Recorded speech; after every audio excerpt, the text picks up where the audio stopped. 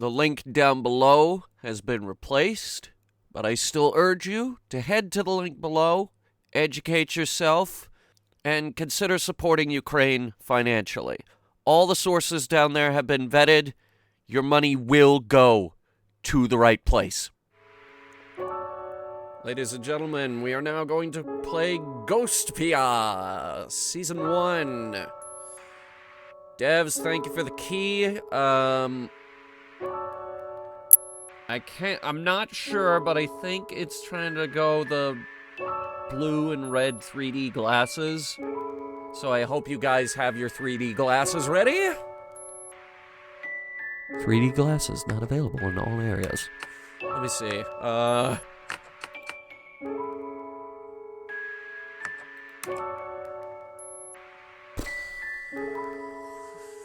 Yeah. For various YouTube compression reasons, let's turn that off. You want to start reading from episode 1? Yes. Press Z to progress through the story. You could always press A to go back. It's been a long journey. Oh, we got autoplay. It's dark by the time I got out of the station. A cold breeze blows and I suddenly want to go home. Don't we all? This is a ghost town. It's certainly lonely, even enough to have earned that name. Despite my reluctance, I quickly remember why I came here. To fulfill her wish. Oh no! Her! It's a promise I have to keep. I whisper to myself. I've come to see you.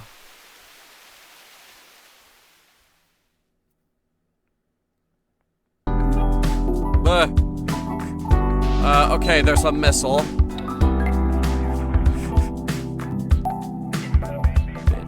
Oh! What the heck? Okay, there might be more to this.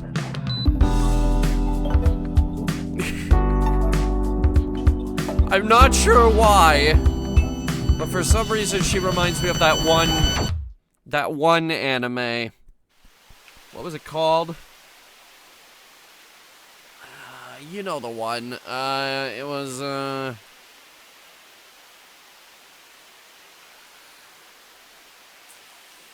Serial Experiments Lane. Yeah, her. Lately I've been sleeping all the time, but I haven't dreamed at all.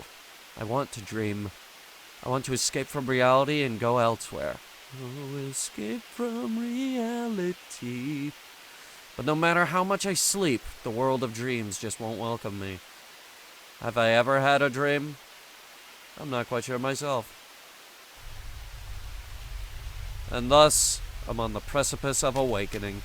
My body slowly floats up from the darkness of dreamless sleep, reminding me that I do have a body, and I'm not just part of the puddle of dream goo. But I want to sleep longer. I grab a hold of sleep's tail and try to sink myself back into the goo. Just 5 more minutes! Just 5 more minutes! It's the constant struggle of trying to get out of bed. When I let out a yawn and open my eyelids, I recognize the sound of a ringing phone, so that's what woke me up. The trifling realization sends sparks flying within my brain, instantly casting aside my drowsiness. Okay, I'm gonna stumble over a lot of words in this video. I didn't think I would have to read a lot, but here we are. I figured there would be some reading, but I didn't think it would be just a visual novel. Either way, I am definitely gonna stumble over words like I always do. I've woken up once again. My heart feels cold, heavy, as if someone had poured icy water into the empty hole in my chest. I look outside the window. It's almost dawn. Everyone's starting to go home. The air's hurried and restless, but also somehow satisfied and overflowing with hope. See, I told you I was going to stumble. And then my heart gets another degree colder. Let's go. I quickly grab a change of clothes, put on my coat, and head to the door. The door leading out of my one-room apartment. I wince at the cold sensation of the metal doorknob when I turn it. Once I walk through the hall and down the stairs, the door there leads outside.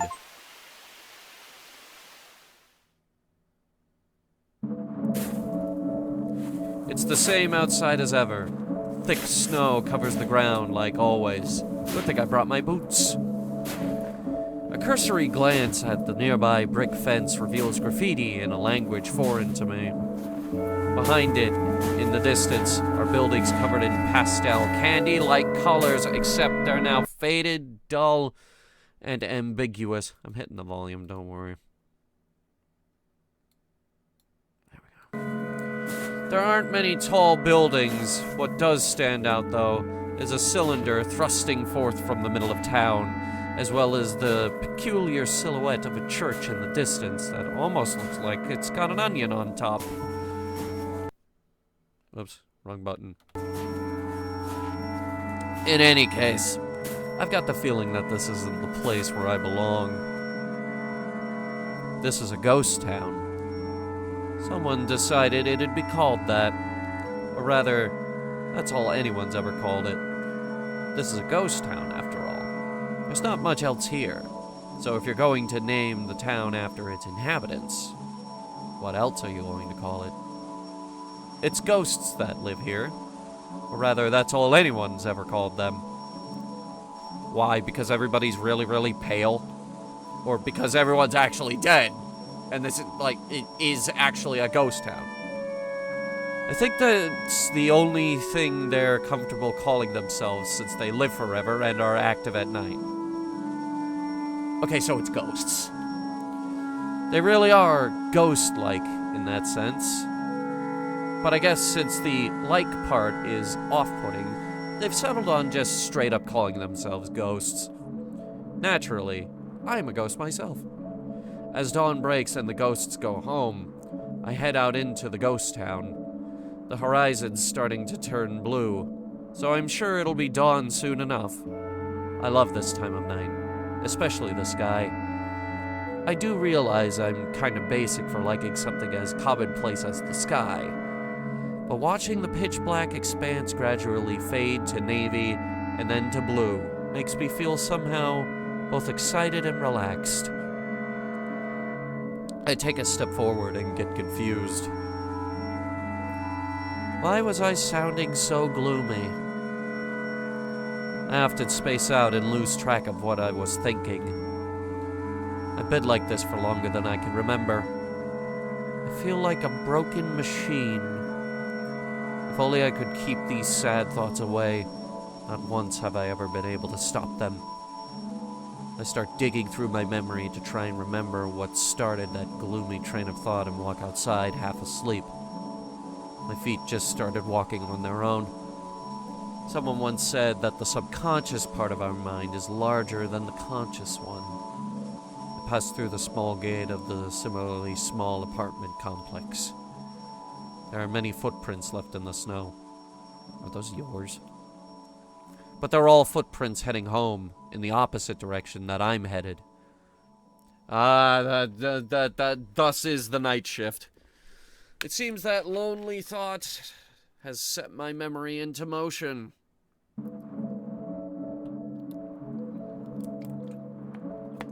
I remember now. Once again, I failed to dream. Then I got a phone call from that girl, which woke me up. I couldn't sit still, so I went outside.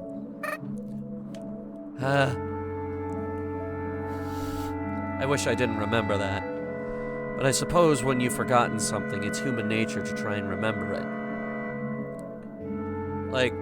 Did I leave the oven on? Did I remember to pick up the baking soda? Which end of a chocolate cornet is ahead, the fat end or the skinny end? The need to remember may not be at the top of the hierarchy of needs, but it's definitely pretty high up. Well, whatever, it doesn't matter. It really doesn't, I muttered to myself as I tread through the snow. When I reach the road, the snow has already been cleared, making it much easier to walk. There's not another soul on the road, but I can feel the gazes of the ghosts from inside their buildings. I walk a lonely road, the only one that I have ever known. I can't say I like it, but it's better than seeing them face to face. Don't know where it goes, but it's home to me and I walk alone. There are many ghosts in this town, but as someone who currently doesn't have any friends, my one and only hobby is to walk around the town early in the mornings like this. Wow, that is unbelievably sad. It's nostalgic, melancholic, and yet somewhat exciting. That's how I always feel when I go for these walks. I walk through the shabby backdrop of the cities. I walk the city streets on the boulevard of broken dreams. Until I turn the corner and the scenery changes ever so slightly. I recognize the plaza in the middle of town. There are benches placed here and there, as well as the signboard of a cafe with a full view of the plaza. But it's not exactly a place with a calm, relaxing atmosphere. And that's due to the overwhelming presence of something that's the opposite of calm and relaxing. Leftovers from the war. In the center of the plaza is the indiscernible stone wreckage of what probably used to be a fountain, and and sticking out of it is a gigantic metal cylinder with fins. It's been here for ages. Its silhouette is simple and clear. So too is its purpose: destruction. Complete and utter destruction. There's no mistaking it. It's a missile. Alright, cool. Yeah, alright. Ripping the Band-Aid off now. Just gonna address the elephant in the room. I have no way of knowing what sort of missile it is, but the fact of the matter is that it's a missile. Nothing more, nothing less. I don't know how long this town's history goes, but ever since it became a ghost town, the missile's been there. Apparently, since it hasn't exploded, it's probably a dud. Or maybe it isn't. What if we're the survivor of a long-forgotten war?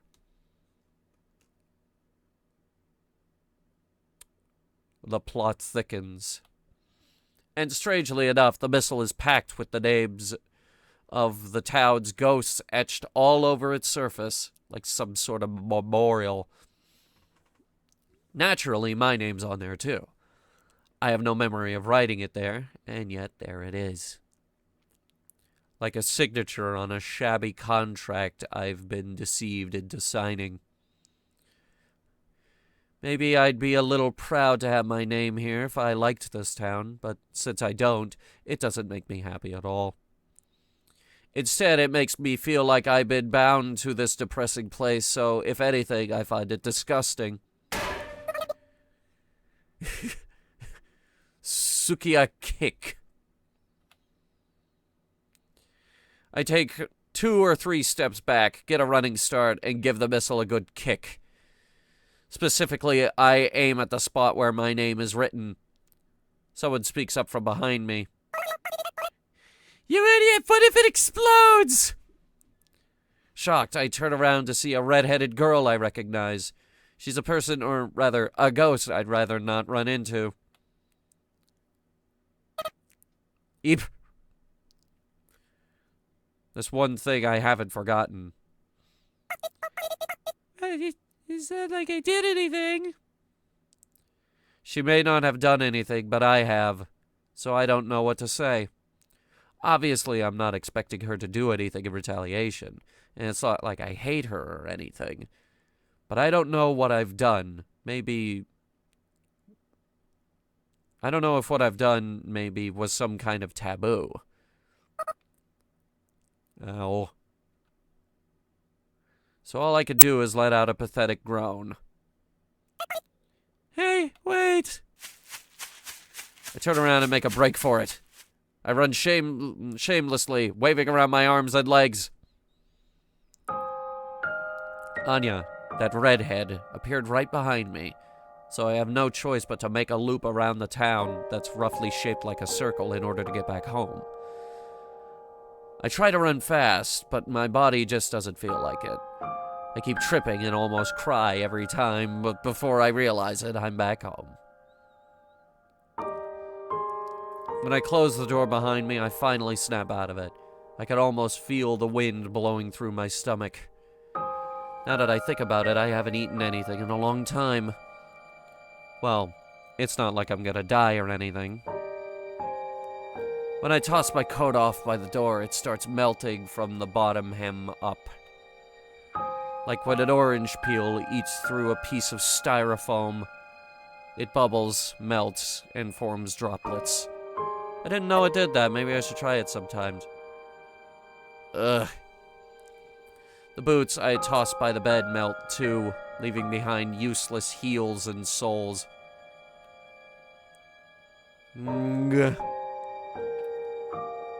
by the time I toss myself into bed, even my feet start to melt.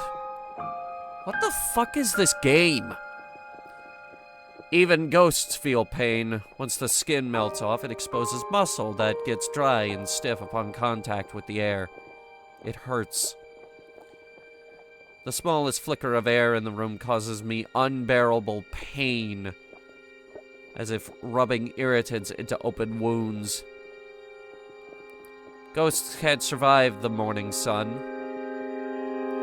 The reason I keep tripping over myself on the way here may have been a result of losing part of my leg muscles.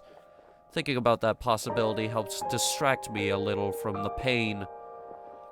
But it's not much of a problem as it may seem. It's no big deal, really. Nothing dies in this town. Just leave it alone for a while and everything will be back to how it should be. To sleep is to temporarily lend your body to the darkness of slumber. By the time I wake up, my body will be back to normal. My legs will have healed and won't hurt anymore. Hopefully. This sure hurts. I speak up even though I know there's nobody there to respond. Well, it'd be nice if there was someone to respond. Someone to sympathize with the pain. Maybe I'm a little lonely. Did a teardrop fall onto my pillow? Or was it just my imagination? My eyes fall shut before I can find out.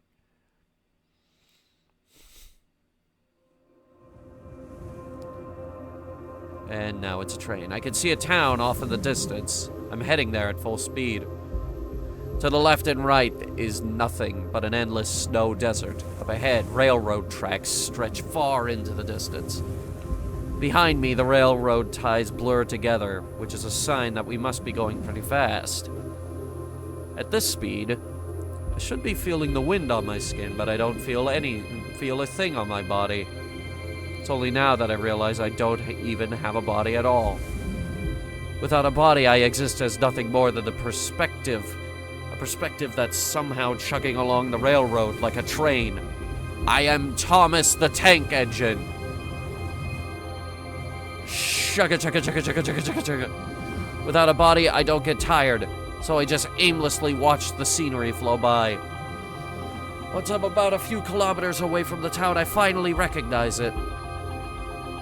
That's the town I live in. That's a bit of a relief.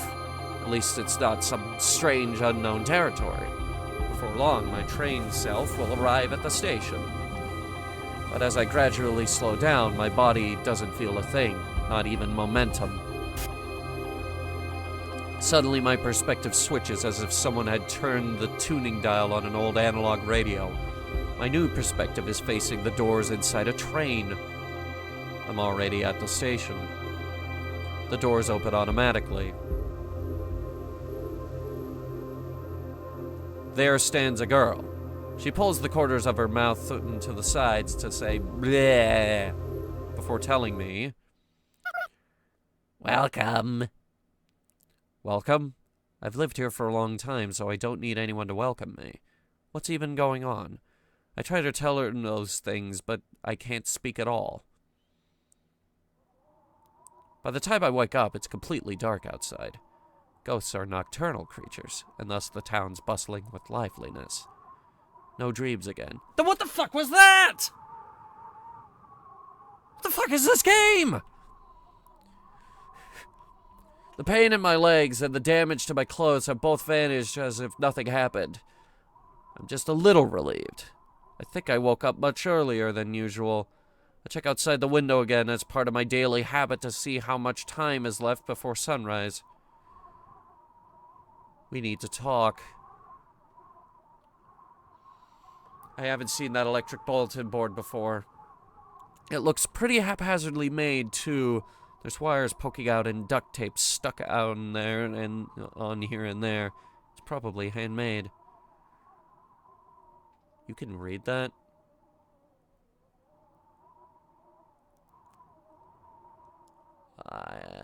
Those are not letters I recognize.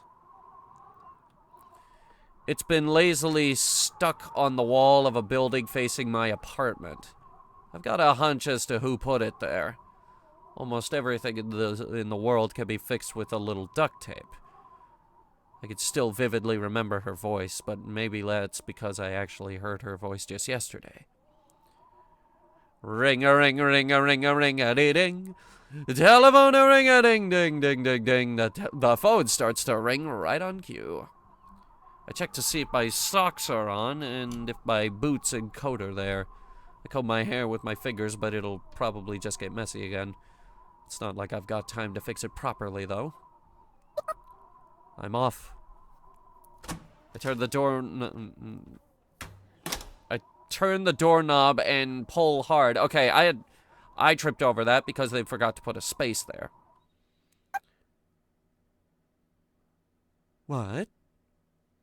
When I open the door, I see a ghost standing in the common area of the apartment hallway. Is she a grown-up child or a childish adult? By appearances, she could go either way. But if you ask me, I know she's the former. I think she's beautiful. Yoo-hoo! Even as she starts talking, she doesn't stop filing her nails. She's number 2 on my list of people I'd rather not see right now. If it's not obvious, number 1 on the list is that redhead girl, the ghost named Anya. Pacifica. Long time no see, Sayako. When I hear her somewhat friendly tone, it takes everything I have to keep my mind from unraveling. Pacifica's very smart. I get the feeling that all of this was part of the girl's plan to get to me. Those two know me. Probably have for far longer than I've known them. I need to go on a walk. I know I can't oppose her, but I know I can't just not oppose her either. Listen to what I have to say, and you can go on as many walks as you'd like. I'm getting dizzy. Pacifica speaks softly, but has a firm fortitude. I don't think anyone can meaningfully oppose her in any way. Why do I get the feeling that this is like that copy pasta about the gaming laptop? The phone keeps ringing behind the door I just shut. It's kind of nauseating. But I'm sure you'll find what I have to say quite interesting. It's not like I don't want to hear it, but why me? Please don't get the wrong idea. I just need help. Help? Pacifica takes a step forward, closing the distance between us. My body tenses up. I can't be sure she isn't carrying a knife. Not like she isn't allowed to. Whatever. I'll just put up with it for now. It's not like I'll die or anything. As I let my thoughts run wild, I suddenly smell something sweet, something relaxing. A new ghost has arrived. Pacifica brings her face up close and whispers in my ear. It sends shivers down my spine, blowing away both the nausea and the sleepiness. A new ghost? Pacifica's breath tickles my earlobe. The tips of my toes tingle and my shoulders freeze in place. Oh yeah, I guess ghosts breathe too, huh? Shh, not so loud. It's still a secret. Don't whisper in my ear. Like I said, not so loud. Pacifica's only whispering in my ear for secrecy's sake, but my ears are so sensitive I can't focus on what she's saying. Okay, I'll listen. I'll hear you out at least. Really? Thank you. I thought you might say that. May I come into your room? Let's have a little private talk, woman to woman. Pacifica gently smiles from ear to ear like a flower blooming. I feel guilty thinking that there's nothing about me that deserves a smile like that. I've got an inferiority complex about how I'll never be able to smile like that. Those two thoughts gouge out my heart. Pardon the intrusion. Since I haven't even locked the door yet, Pacifica opens it on her own and starts to walk in, but then stops in place. Whoa. Pacifica? I mustn't forget my ninja manners. Ninja? Before she... Okay, the song changed. Before she crosses the threshold into my room, Pacifica places her hands together and bows. What's up with that? I heard this was a ninja custom. That's news to me. No way. Apparently, I'd become known as a ninja in the town without even knowing about it. That's kind of concerning in its own right, but for some reason it feels oddly satisfying to see Pacifica blush. It's a pleasant sight, I guess. Upon entering the room, Pacifica makes a beeline for the phone and picks it up. She simply says, "Yes, it's me. Yes, that's right. Yes. Please wait. Goodbye," and then hangs up. She's like, "Hello? Yes? No." Click. I brought you something. Sorry, but could you boil some water? I place a pot on the stove and return to the table. Pacifica takes a bottle of instant coffee out of her handbag. Coffee. Okay. We're gonna be friends. She then takes out a tin of preserved biscuits. What's wrong, Sayako? I was thinking that this is what I had for my last meal, too. You mean when Anya made a mess on the crotch of her plain Jane overalls? Probably, yeah. How long ago was that? No idea. Well, I haven't had much of an appetite. It's not like I'll die anyway. My goodness! As I boil the water, I listen to Pacifica scold me, saying that I should take better care of myself, and that it's not a matter of living or dying, and soon enough, 2 cups of coffee are ready. She unseals the biscuit tin with a tug and pull tab. Seems like a fairly decent meal to me. So, about that new ghost. I didn't realize the town could even get new ghosts. Of course it can't. Or at least it shouldn't. That's what makes it such a mystery. The town has always had a set number of ghosts. 1,024 to be exact. The numbers never increase nor decrease. Nobody's ever said anything about it, but I had figured it was some sort of eternal rule. I don't know if that's a good thing or a bad thing, but I feel like adding one more ghost won't make much of a difference. Maybe someone decided 1,025 was a nicer number. It's an odd number, I don't like it. She's a girl, around your age, Sayako. I see. For some reason, my heart skips a beat. A second later, my chest feels somewhat warm, somewhat numb. In a word, I feel fidgety. So anyway, I thought we should throw her a welcome party. Pacifica just couldn't resist laughing. It looks as if she had read my mind. It's like she knows me better than I know myself. But does she know what this feeling is exactly? We have to throw her one, especially due to the circumstances. What circumstances? The church is examining her. She'll most likely be tired once they release her. So we have to show her a fun time to make up for it. The church. The town's biggest congregation of ghosts. It also serves as a peacekeeping organization. Headed by a priest, they do policing and politics, and thus the priest is more like the town mayor. Very few ghosts know what goes on in the church, but Pacifica's a pretty influential ghost as far as they go. So I guess she's got that information from an inside source.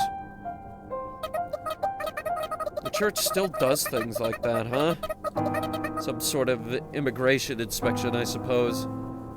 Is that really necessary? It sounds like they're just doing it because they want to. By the way, main character usually has just my regular tone of voice. Meanwhile, that other character, she talks like this, and Pacifica over here, she talks like this, with an atrocious British accent. I hate the church. Particularly their attitude. Even after the townspeople became towns ghosts and overcame death, the church still wants to control people under the guise of politics. This is why we have separation of church and state. It's almost like the ghosts are pretending to be alive, and it's so forced. I feel like there's other things that bother me about them. The anger makes my head feel hazy. Like, yeah, my head always feels hazy, but you know what I mean. So I can't even remember what it is I'm angry about. You still hate the church, I see. Well, I do too. Those guys are poop. Church is poop. Poop is church. Okay, there's a lot of achievements in this. The two of us laugh, like two boys in uniform merrymaking while oozing with pure, unadulterated youth. Youth. That's not exactly a word I can relate to. So, Sayako, will you help me out? Okay, I'll help if I can. Thank you, I'm so happy,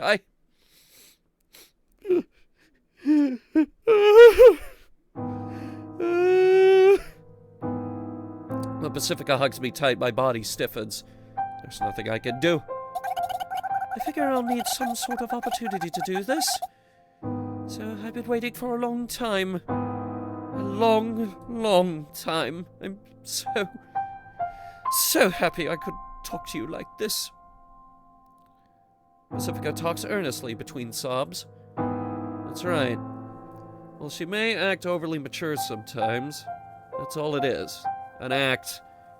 Everyone who's close to her knows this. Huh. I remember more than I thought. I feel happy that I remember. But it also feels odd that she's got an attachment to me. It's a swirl of emotions, like a spinning barbershop pole. Pacifica's as gentle as ever. She hasn't changed. But what about me? I feel like I've changed a little. The same way milk changes after its expiration date. A change you can smell with a single whiff. You know, now this has made me hungry. Oh, okay. That should be good now. I just scarfed down a lot of Chex Mix. We'll go a little bit longer with this. I don't want to go too far, because then I'll be spoiling all the game. I suppose that's how I'd describe the way I feel. I guess I was just looking for an excuse. You've always been so close. I just needed a little courage to speak to you. Ow. There's nothing I can say. Being touched makes me feel safe. I don't want to let you go ever again. But at the same time, it also makes me anxious. After all, I have no idea how I could ever repay someone who makes me feel this happy. If I get too comfortable taking advantage of her kindness, she might start to hate me. And I don't want her to hate me. I can't find the words to say. With just a simple hug, all of these feelings are revolving around inside me. And I'm just so afraid that I'll end up crushing this moment into dust. And just like that, the happiness has faded away completely, leaving nothing but coarse anxiety coursing through my heart. And am I just not used to dealing with kindness? Eh? Pacifica suddenly lets go, and for a second I fear that my worst fear has come true. But the reality is slightly different. Sorry, Sayako, but, What is it? Are you showering properly? You, kinda smell like spoiled milk. Oh, now that you mention it, I haven't showered since the other day. Which other day? You know, when Anya spilled coffee on those ugly overalls of hers. The poop talked. Pacifica leaps backwards away from me. There's a look of fear on her face that she probably wouldn't want anyone else to see normally. Well, I mean, if nobody's gonna come see me and the air's not humid, then why bother showering? What happened to I don't want to let you go ever again? Who asked you, you 100-year-old poop? It's been 100 years? The very concept of a calendar has disappeared from this town, so time has become incredibly ambiguous. Individually, a day is simple to track, but as the days pile up, it's impossible to keep track of months and years. You'd have an easier time counting the sand in the desert of snow surrounding this town. One grain at a time. If you think about it, I suppose it's not normal to go this long without showering, huh? Maybe I really have changed. Am I trying to reclaim myself? Take a shower! Now! Okay! My fear of being separated from Pacifica turns into fear of Pacifica herself. I stop thinking, grab a towel, and head for the bathroom as quickly as possible.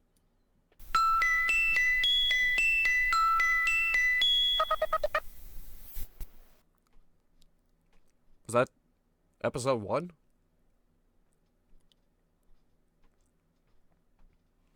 I don't know. Either way, I think this is a good stopping point. I don't want to give you guys too much of the game. You know, like, the goal here is for you to go buy it. It's down in the description, by the way. That's Ghostpia. Hang on, I have the name here. Ghostpia. Ghostpia, Season 1. I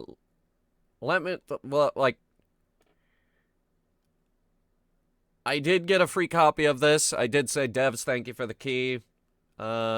Just trying to look over the rules. I don't do key mailer too often. I think I did this right. So yeah, that's Ghostpia. Thank you guys so much for watching. If you liked it, go ahead and hit the like button really hard with your head. And leave a comment down below if you want to see more content like this in the future. That's how people end these videos, right? Like, we're technically supposed to be a Let's Play channel. Spooky, scary skeletons and shivers.